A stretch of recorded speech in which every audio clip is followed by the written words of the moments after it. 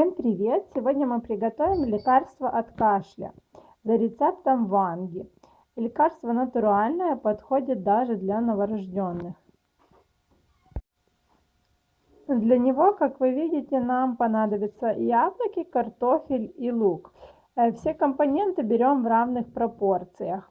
Лекарство можно хранить в холодильнике не более 3 суток, поэтому порцию лекарства делаем небольшую.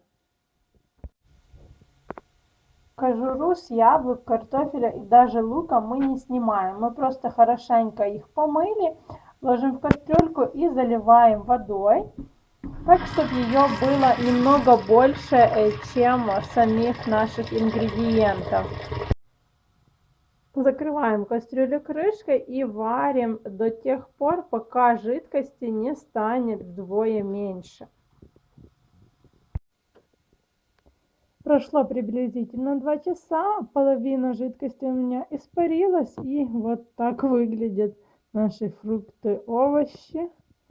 Ждем, чтобы они немножко остыли, и процеживаем нашу смесь.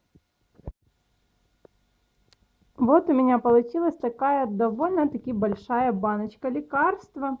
Цвет приятный, запах тоже. И по вкусу довольно-таки нормально. Напоминаю, что лекарство у нас натуральное, можете принимать сами и можете давать детям.